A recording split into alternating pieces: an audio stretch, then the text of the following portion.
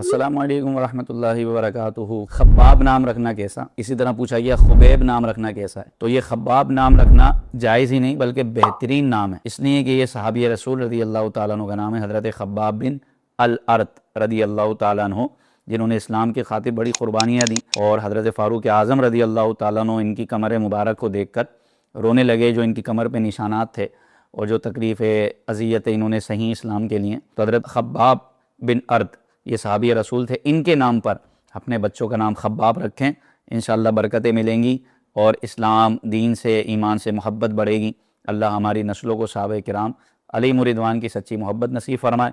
دوسرا نام ہے خبیب، تو یہ بھی صحابی تھے، حضرت خبیب بن عدی، ان کی بھی اسلام کے لیے بڑی قربانیاں ہیں اور بڑی جانثاری سے یہ سرکار علیہ السلام کی بارگاہ میں آئے اور اپنا سب کچھ قربان کیا۔ تو خبیب بن عدی صحابی رسول ہیں، تو ان کے نام پر اپنے بچوں کا نام خبیب رکھنا یہ بہتر ہے بلکہ بہترین ہے، لہذا اپنے بچوں کے نام صحابہ کرام علیہم رضوان کے نام پر رکھیں۔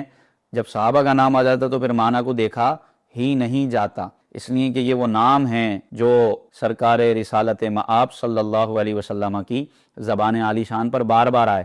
خباب، خبیب، حضور نے اپنی زبان سے پکارا، تو صحابہ کے نام پر نام رکھنے کی یہ برکتیں ملتی ہیں، بچے پر بھی اس کا اثر اچھا پڑتا ہے۔ اللہ پاک ہمیں صحابہ کی سچی محبت نصیب فرمائے۔ اسی طرح اہل بیت کے ناموں پر نام رکھیں، حسن، حسین، علی، فاطمہ اور محسن، زین العابدین، کئی نام ہیں جو آپ اہل بیت کے ناموں پر نام رکھ سکتے ہیں۔ السلام علیکم ورحمۃ اللہ وبرکاتہ۔